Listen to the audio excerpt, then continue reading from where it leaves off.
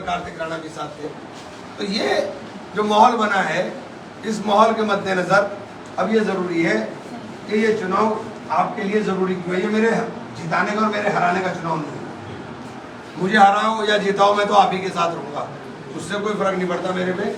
4 चुनाव हार लिया, 5वां फिर हरा दोगे, मैं तो रहूँगा तुम्हारा ही। लेकिन 5वां चुनाव बना हुआ चुनाव है, और ये चुनाव इमरान का नहीं है, ये चुनाव देश का है, ये चुनाव संविधान का है, ये चुनाव लोकतंत्र का है। ये मेरा चुनाव नहीं है। अगर इस चुनाव में ये भाजपा वाले दोबारा आ गए तो ये क्या क्या करेंगे इसकी तसव्वुर भी नहीं है। अभी तो लाउड स्पीकर पे बिल आ गए, आपके लाउड स्पीकर ही नहीं बजा। दिल्ली के अंदर सजदे में पड़े हुए आदमी को लात किस तरह से मारी जा रही थी, और जब लात मारी जा रही थी ना तो उसकी बिरादरी नहीं पूछी जाती। जब पुलिस का डंडा चलता है उसकी बिरादरी नहीं पूछी जाती।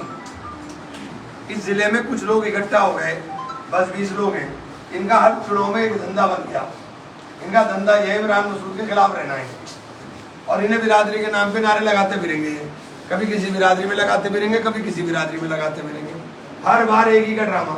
अरे सारे इकट्ठे होकर तो कुछ कर नहीं पाते, बांट करके कहाँ लेके जाओगे भाई? सब इकट्ठे होकर चले तब तो कुछ होता नहीं। उसके अंदर भी दूसरा वोट चाहिए। और आपसे कर रहे दलित भाग गया, दलित की समझ में आ रहा है कि संविधान गया तो तुम गए। दलित भाग गया, हर गांव के अंदर दलितों के अंदर टूट है, हर गांव में। अपने भी यहाँ भी देख लो, होगी अपने यहाँ है या नहीं? आपके यहाँ भी है। तो ये लड़ाई बहुत नाजुक दौर में है, और आपका वोट इसे डिसाइड करेगा।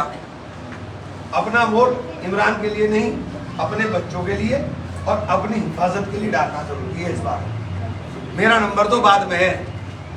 ये चुनाव अगर बीजेपी जीत गई और सरकार में आ गई तो सबसे ज्यादा दुश्वारियां आपके और हमारे लिए आनी है, और उस सूरत में मजबूत नेता जिंदा रहने जरूरी हैं। ये कर लेंगे मुकाबला जो आपके बीच में आकर के बातें कर रहे हैं कि साहब बिरादरी के नाम पर, फलाने के नाम पे, ठिकाने के नाम पे। इनके टेलीफोन 19 तारीख के बाद बंद। इन्हें ढूंढते वीडियो कहाँ गए? कोई अफ्रीका पावेगा, कोई दिल्ली पावेगा।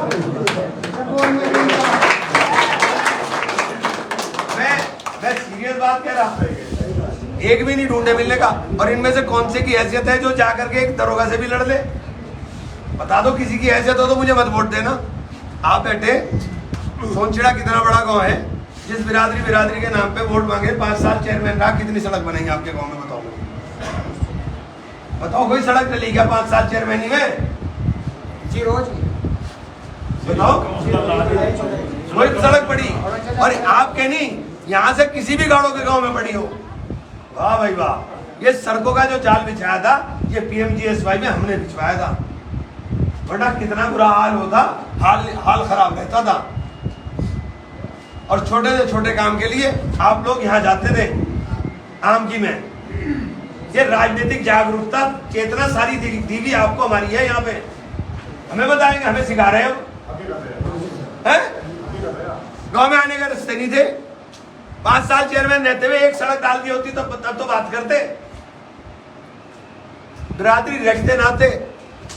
एक जगह मुझे सुनने में आया, बड़ा तकलीफ हुई। वो कहा गया लुकमान, ये बेटा, इसे टेलीफोन करके कह रहे हैं भाई बच्चों के रिश्ते नाते नहीं करने। क्यों? तेरे ही भरोसे रह गए रिश्ते नाते भाई। मतलब कमाल हो गया यार, कमाल हो गया। मतलब ये रिश्ते नाते रोक देंगे? तो कौन सी जहनियत है, कौन सा जहन चल रहा है? अच्छा, जो बोल रहे हैं उनका आपको बता दूं, उनका तो मकसद सिर्फ इतना था, उन्होंने तो पैसे हरे करने। लेकिन जिसने पैसे ले रखे हैं ना, वो देने वाला इतना नंगा है कि सबके घर पे कल को पंचायतें जोड़ेगा।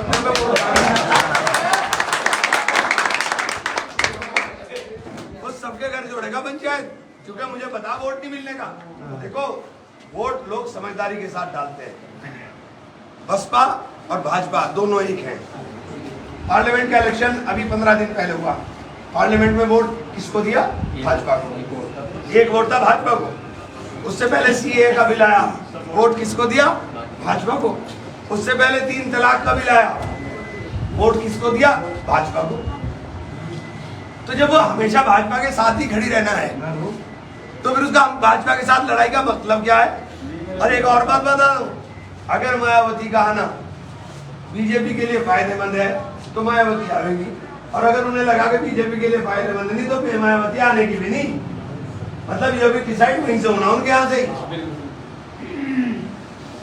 भाई दलित जैसे हमारे साथ चल रहा ना तो शोर मचा रहा है, कहा कि मायावती को बुलाओ, मायावती को बुलाओ, दलित हमारे साथ चल रहा।